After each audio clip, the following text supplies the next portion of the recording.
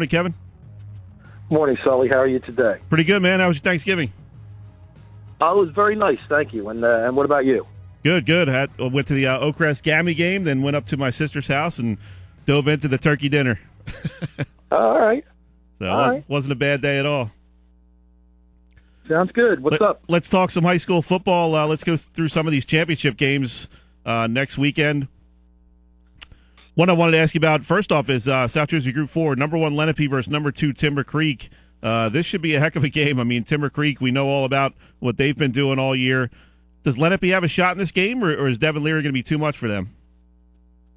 You know, I've stayed with Timber Creek all season. I thought that they were going to be, you know, as we talked about going way back into September, that, you know, given its situation with a few things with the NJSIA hanging over its head still, that if this team was still the team that started the season in September, that they could run the table, and here we are. And you know, I give Lenape a shot because it's a championship game, and they're undefeated, and I've seen them play now two, three times, and you know they're very good. You know, I think I'm thinking that Timber Creek may have a few more weapons offensively than Lenape does, and you know, they're obviously Timber Creek's going to throw the football. You know, they've done it all season, so it's going to be a true test of the Lenape defense, which is really only given up around 7 points a game all season. So, do I give them a shot? Yes, because you know,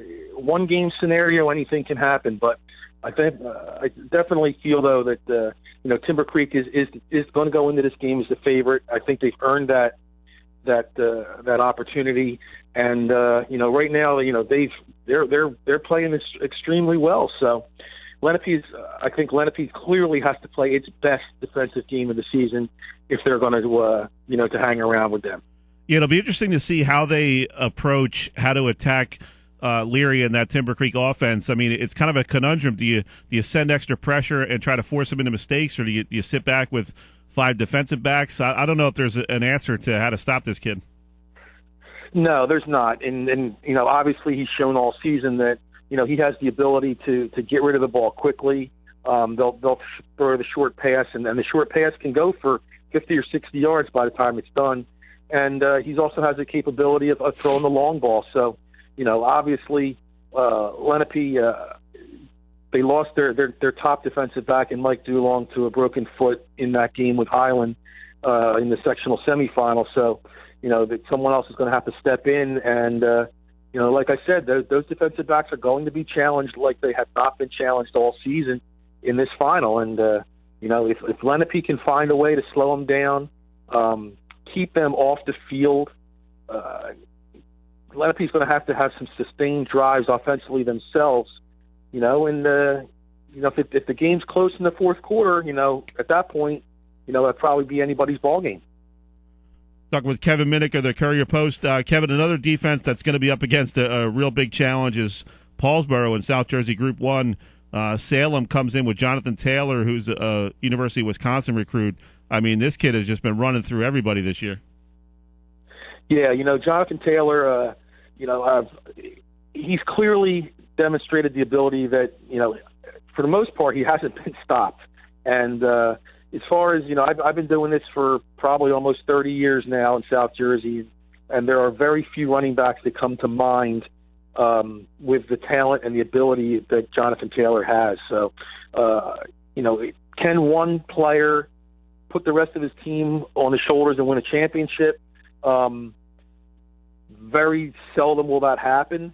John Taylor is clearly the leader of Salem, but, you know, people tend to overlook a few other guys that make this team extremely talented and extremely difficult to beat. You know, they've got another kid in Zaire Jones who's close to a 1,000-yard rusher, and they've got a pretty good defense, and led by their linebacker Imani Justice. And you know, I think Salem clearly has a shot to win this game. That's not bad when your second running back has almost 1,000 yards. You know, he started his career at Salem as a freshman. He transferred and played at Woodstown last year, led Woodstown with over 1,000 yards, and I believe it was 14, 15 touchdowns. And then, you know, for whatever reason, had transferred back to Salem this year. But you he's a very good player, and he's a change of pace. And Montre Wright's they're gonna run Jonathan Taylor, and then there's no doubt about it. But when he needs a break here or there, or when they want to throw a wrinkle in, Zaire Jones he's as capable as anyone else on the football field. So Salem's got some players. Paulsboro's going to have to really buckle down defensively because Jonathan Taylor is the type of running back which I don't think they really have played against all season. They faced West Deptford last night, and West Deptford's monster ran for over 500 yards. So they're susceptible to the run game. They're going to have to really clamp down and play some of the best defensive football that they've played all season if they want to stay in the game. Kevin, I think for a lot of these high school teams, when you get to this time of year, the state championship game, you got to go with what brought you there.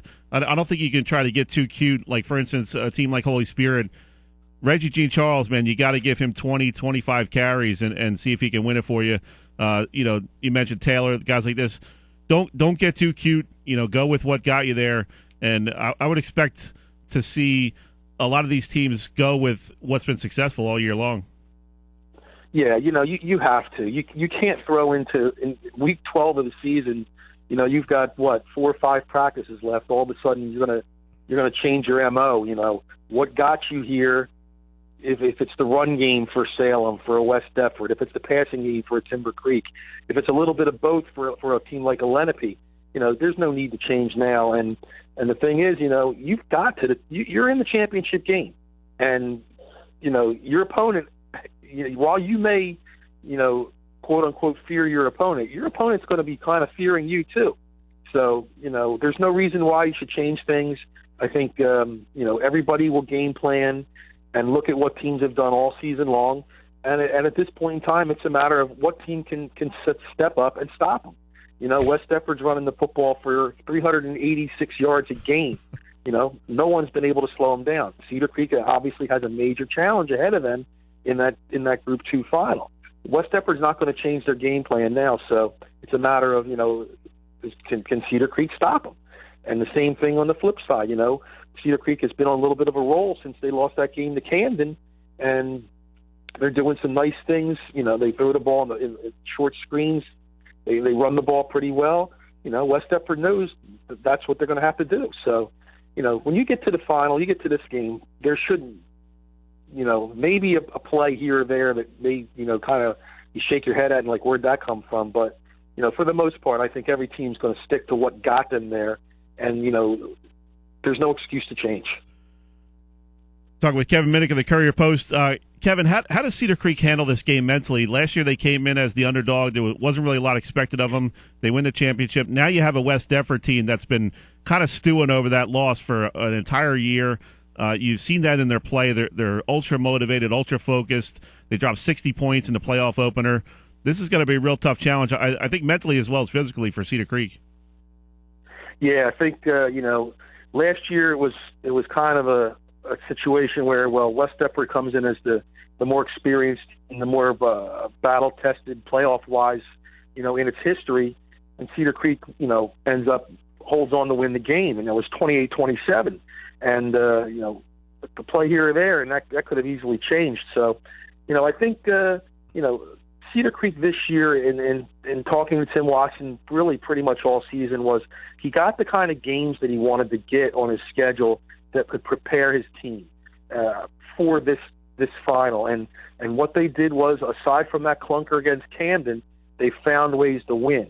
Now, some of these games recently, could have easily gone the other way, and we could be talking about a different team going against West Deptford. But they found ways to win, and all that matters is the W. And here they are playing in the final. So, I think West Deptford comes into the game. They're undefeated. They're running on all cylinders. They're going to just run the football. Pete Oreo may throw a pass here or there, but they're going to run the football. They ran the football 75 times last night. So they may run the football 70 times against Cedar Creek. Wow. But Cedar Creek is going to have to, they're coming into the game as a defending champion, and if you're the defending champion and you've made your way back, you've done something pretty well. So I think like I said, they're going to have to handle the run. I don't know which team has the kind of like the pressure on their back or not, but I think that game on Sunday to kick off the Sunday doubleheader is going to be a football game that's going to be extremely entertaining. Kev, before we let you go, we had Bo Melton on earlier in the show. How fun has it been covering his career? What a player, man! You put him in any position on the football field, and you kind of you're almost waiting for him to do something special. Yeah, I haven't not actually seen Bo play a ton of times in comparison to some other people. I mean, I've seen him a handful of times, and he's a tremendous talent, and then he's the kind of player that when you go to a game and you see him on the field, you got to keep your eye on him because you don't know what he's going to do next. And he's the kind of guy who can take a handoff and run into the line, and next thing you know, he's bounced away and he's down the sideline, or he can go out for a short screen, and that short screen ends up being a 85-yard touchdown. So he's the kind of player who obviously is a playmaker. And when you have playmakers like him, and more times than not, you don't see him very often. He's the kind of player that when you watch, whether he's on offense or defense, your interest in what's going on is piqued. If you watch a Sunday afternoon football game, and your team's playing, you're watching both sides of the football, and you're interested in seeing what's going on. And sometimes when your team's not playing, all right, well, I'm going to watch this guy because he's a running back, and we'll see what he does, and you don't pay attention to much else. So when Bo Melton's on the field, you're obviously watching the entire game. So, obviously a talent, like I said, a tremendous playmaker, and I think West Deptford's gonna, they're gonna come to the table ready to see what they can do to slow Bo Melton down. Good stuff, Kevin. As always, we got to take a break here. We're coming up on the other side with Matt Caesar. So thanks for taking a few minutes. We'll catch up with you next week. All right, sounds good. Thanks again. All right, that was Kevin Minnick of the Courier-Post.